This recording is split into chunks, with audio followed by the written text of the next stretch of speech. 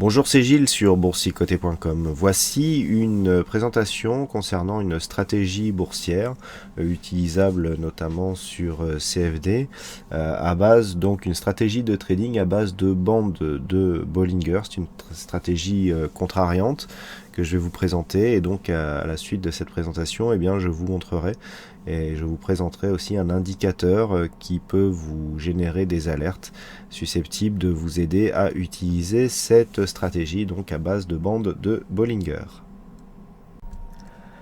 Pour présenter cet indicateur, je vais utiliser la plateforme MetaTrader 4, ici la plateforme du courtier ActiveTrade.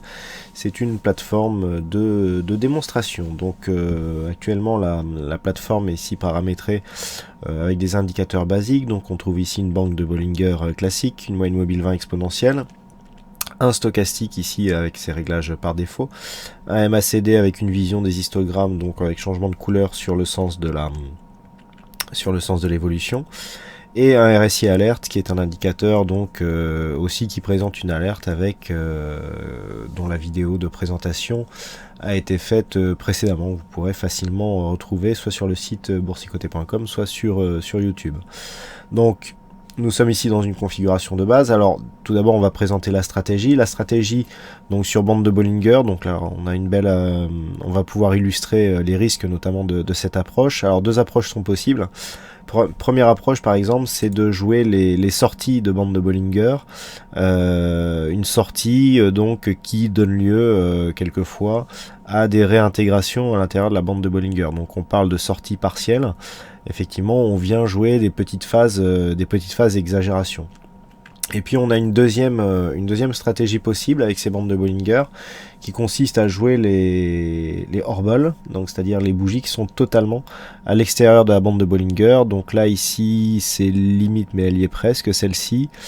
Sinon on en a une, voilà, on en a une belle ici. Hein, on le voit ici sur ce graphe là, cette bougie qui est totalement rouge, qui est totalement donc à l'extérieur de la bande de Bollinger. Et bien juste après on a une petite réintégration. Vous voyez que les réintégrations sont en général assez courtes.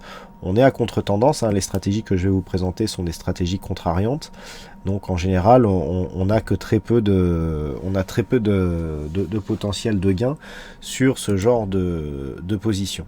Donc ça, c'est cette deuxième stratégie, c'est la stratégie donc Orble, qui consiste après une bougie totalement à l'extérieur des bandes de Bollinger, et bien de venir se positionner pour une réintégration. Petite ou grande selon si on joue le retournement ou juste une consolidation court terme. Donc avec cet indicateur donc, que je vais vous présenter, nous allons pouvoir appréhender ces deux approches. Alors avant toute chose, on va placer cet indicateur sur le graphe, donc on va le chercher ici, voilà. Il est là, voilà, donc on le glisse sur le graphe. Donc c'est exactement le même indicateur que l'indicateur classique. Donc on a ici la période, donc qui correspond à la moyenne mobile bleue que nous avons ici sur le côté. Nous avons le décalage et la déviation, donc qui correspond à l'écart type. Donc l'écart type, c'est ce qui va faire varier l'écart qu'il y a entre les deux bandes, à savoir l'écartement, et donc c'est aussi un indicateur de volatilité. Alors ici nous avons une fonction totale, donc par rapport aux deux stratégies que je viens de vous présenter, et bien tout simplement le total correspondra au fait si on veut détecter une sortie totale, donc une bougie complète, à l'image de presque celle-ci, il faudrait mesurer exactement, ou alors une sortie partielle, c'est-à-dire juste une partie de la bougie. Et là nous avons donc des textes qui sont customisables ou qui peuvent être changés intégralement. Bon, après ce sont les onglets que nous avons dans quasiment tous les indicateurs. J'ai changé la couleur histoire de ne pas le confondre avec la bande de Bollinger classique, et donc visualisation, voilà, un petit peu comme tous les indicateurs. Donc dans un premier temps, on va fermer cet indicateur pour démontrer qu'il est bien équivalent à la bande de Bollinger classique. Donc lorsque l'on va fermer cette fenêtre, la couleur bleu foncé va venir totalement recouvrir la bande de Bollinger classique. Voilà. En fait, on ne voit plus que celui-ci qui est venu se mettre par-dessus. Donc on a bien une valeur strictement identique. Ensuite, pour jouer donc ces stratégies, on va commencer par la stratégie de sortie partielle. Alors sur les stratégies partielles, on va augmenter un petit peu les écarts types, parce qu'en fait avec un écart type de 2, on le voit bien sur cette bougie, eh bien on a beaucoup de sorties et toutes ne donnent pas des phases de réintégration exploitables. Donc sur l'indicateur donc de bande de Bollinger, on édite et on va au niveau des paramètres changer par exemple l'écart type. Alors on va par exemple mettre 2,5. Et puis on va activer donc les alertes, donc on send alert, on va mettre true, et puis total, donc pour l'instant on est en partiel, donc on met false, et ensuite on va laisser les textes là tels qu'ils sont écrits. Donc là on a bien activé les alertes, on est en mode partiel et on a légèrement écarté les bandes de Bollinger. Donc on clique sur OK, donc l'indicateur s'adapte automatiquement. Alors l'indicateur, l'avantage d'avoir intégré l'alerte à l'indicateur, c'est qu'on a visuellement, on a une visualisation de l'endroit où va être créée l'alerte. Et donc on peut voir exactement où est-ce que l'alerte va être générée. Et puis pour la réintégration, on va se servir de la bande de Bollinger classique, donc en bleu clair, que l'on va éditer de la même manière. Donc on fait un clic droit sur l'indicateur. Et là par exemple, on va mettre 1,5. Voilà, donc j'attire votre attention avant tout sur le fait que ces stratégies sont données à titre indicatif, elles vous sont présentées pour vous voir comment on peut exploiter l'indicateur. Ces stratégies ne donnent aucune garantie de gain à long terme, et ce sont des stratégies risquées si elles ne sont pas encadrées par un money management relativement strict. Ainsi que les paramètres donc qui sont présentés dans cette vidéo ne sont pas censés donner des résultats long terme rentables, hein. Donc faites vos optimisations, affûtez votre money management. Toutefois, ce sont des bases de setup qui fonctionnent relativement bien.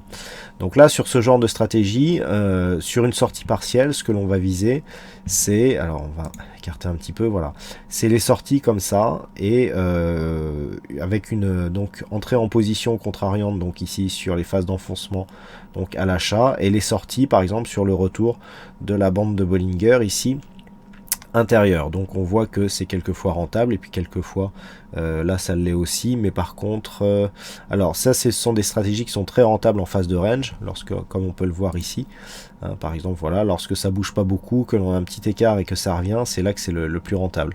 Par contre ici, sur ce genre de montée, j'ai pris exprès cette phase pour bien montrer que c'est une stratégie qui a des risques, même en prenant ici une entrée sur plusieurs points. Le point de sortie ici ne permet pas de faire une plus-value globale. Et puis là on monte aussi avec beaucoup de conviction, et donc là aussi cela génère du drawdown. Alors par rapport à cela, d'un point de vue money management, ce sont des stratégies qui peuvent bien fonctionner avec des entrées fractionnées. Alors attention aux entrées fractionnées pour ne pas tomber dans la mécanique de la martingale. Il faut bien tenir compte de votre money management. Si vous avez par exemple, votre money management vous indique qu'à ce niveau de risque vous prenez un lot en position, sur une position classique, et bien si vous autorisez par exemple une entrée fractionnée en 10 fois maximum, et bien pour respecter votre money management, il faudra que vous preniez chaque position à 0,10, hein, c'est-à-dire vous divisez votre exposition par le nombre de positions à prendre. Donc là, on est sur ce genre d'approche où effectivement, on va attendre ici une phase d'exagération, donc ça peut être de 5 ou plus, avec une sortie de position ici sur les retours sur la bande de Bollinger intérieure. Le problème, c'est que on a des phases où on a beaucoup de signaux et on a des phases où on n'en a pas. Donc l'avantage d'avoir un indicateur qui envoie une alerte, c'est qu'on va pouvoir placer cet indicateur sur plusieurs graphes, voire même sur plusieurs unités de temps différentes, pour avoir des alertes qui seront générées d'une manière automatique sur chaque sous-jacent, et donc pouvoir scanner le marché sur plusieurs paires de devises simultanément, et donc multiplier le nombre de signaux.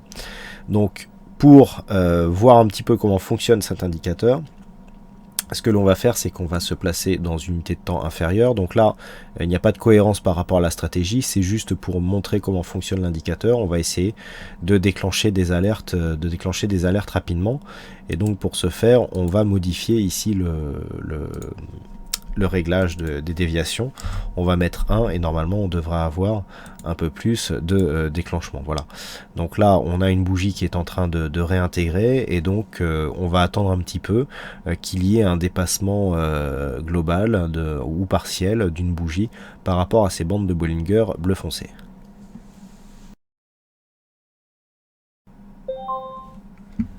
Voilà, donc là nous avons une sortie partielle, hein, on l'a vu, ça a été très vite. Et donc là on a un signal d'achat bande de Bollinger sur sortie partielle, euro-dollar, puisque nous sommes sur l'euro-dollar ici, en unité de temps, 1 minute. Hein, on le voit bien ici sur cette image. Voilà, ici euro-dollar, 1 minute. Donc on a notre alerte, et donc là, en fonction de ce que l'on veut faire, on peut agir ou pas, prendre position et jouer sa stratégie. Ensuite nous avons un deuxième réglage possible qui nous permet de détecter les bougies en sortie totale. Donc là, on garde les mêmes réglages et on va donc activer l'option totale. Voilà, donc on passe sur True.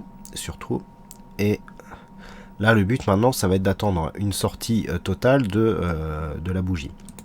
Alors, à noter qu'en partiel, à chaque fois, il n'y aura qu'une alerte par bougie. C'est-à-dire qu'à chaque fois qu'il y aura une attaque, si on réintègre et qu'on redépasse, eh bien, il n'y aura qu'une alerte par bougie. Donc ici, on est en 1 minute.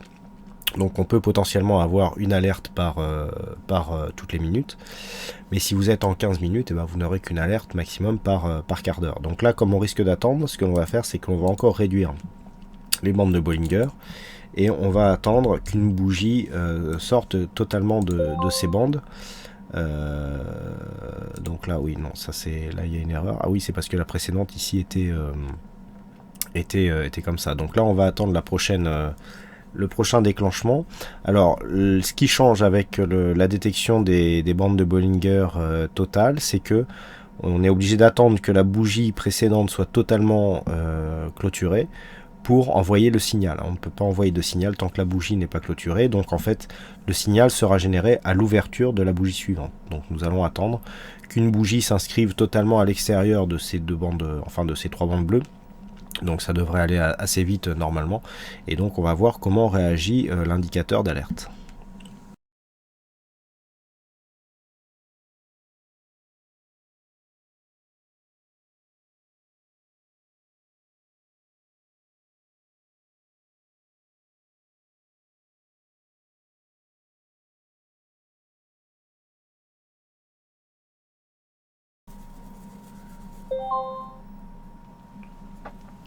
Voilà, donc là nous avons un déclenchement, donc on le voit bien ici, cette toute petite bougie hein, qui s'est inscrite totalement à l'extérieur des bandes de Bollinger, bon, que nous avions volontairement resserré. N'utilisez surtout pas ces réglages sur des interventions sur compte réel. C'était juste pour montrer le fonctionnement de l'indicateur. Donc nous avons ici hein, l'alerte qui apparaît. Donc à la clôture de la bougie et donc l'ouverture de la suivante, eh bien, on détecte que la bougie est totalement à l'extérieur des bandes de Bollinger et donc on détecte une alerte. Donc cela permet après, avec un écart de bande de Bollinger normal, hein, eh bien d'avoir une détection là aussi sur plusieurs sous-jacents. Donc les réglages nous les avons vus, le shift, le band shift c'est un délai, c'est un décalage horizontal. Voilà donc pour cet indicateur, il peut être installé naturellement sur tous les sous-jacents. Il peut être installé sur plusieurs sous-jacents simultanément. Ce n'est pas un robot de trading, donc il ne nécessite pas d'être mis sur emplacement tout seul. Vous voyez qu'il fonctionne parfaitement avec d'autres indicateurs, et donc un petit peu comme le RSI alerte hein, qui est présent ici sur ce graphe, eh bien il sera mis à disposition dans la boutique du site boursicoté.com pour un prix symbolique. Voilà donc pour cette vidéo de présentation. J'espère que cet indicateur vous sera utile et je vous dis à bientôt pour de prochaines vidéos sur le site boursicoté.com.